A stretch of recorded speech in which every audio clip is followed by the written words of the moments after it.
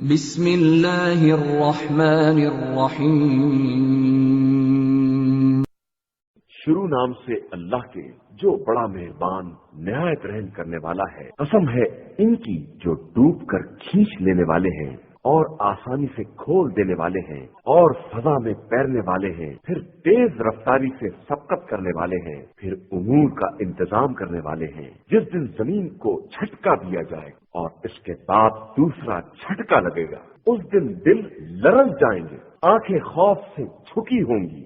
یہ کفار کہتے ہیں کہ کیا ہم پلٹ کر پھر اس دنیا میں بھیجے جائیں گے؟ کیا جب ہم کھوکھلی ہڈی ہو جائیں گے تب؟ یہ تو بڑے گھاٹے والی واپسی ہوگی۔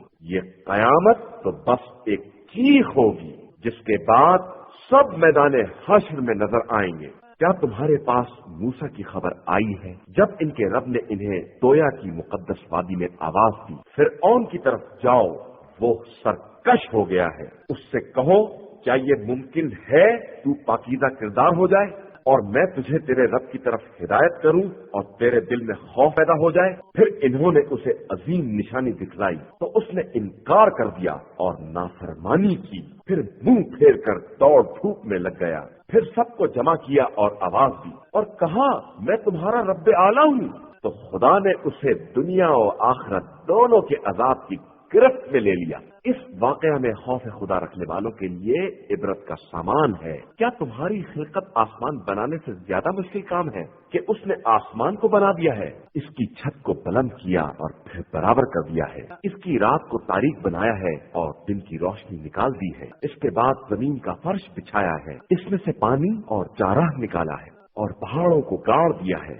یہ سب تمہارے اور جانوروں کے لیے ایک سرمایہ ہے۔ پھر جب بڑی مصیبت آ جائے گی، جس دن انسان یاد کرے گا کہ اس نے کیا کیا ہے، اور جہنم کو دیکھنے والوں کے لیے نمایاں کر دیا جائے گا، پھر جس نے سرکشی کی ہے اور زندگانی دنیا کو اختیار کیا ہے، جہنم اس کا ٹھکانہ ہوگا، اور جس نے رب کی بارگاہ میں حاضری کا خوف پیدا کیا ہے اور اپنے نفس کو خواہشات سے روکا ہے، تو جنت اس کا ٹھکانہ اور مرکز ہے۔ پیغمبر لوگ آپ صلی اللہ علیہ وآلہ وسلم سے قیامت کے بارے میں پوچھتے ہیں کہ اس کا ٹھکانہ کب ہے۔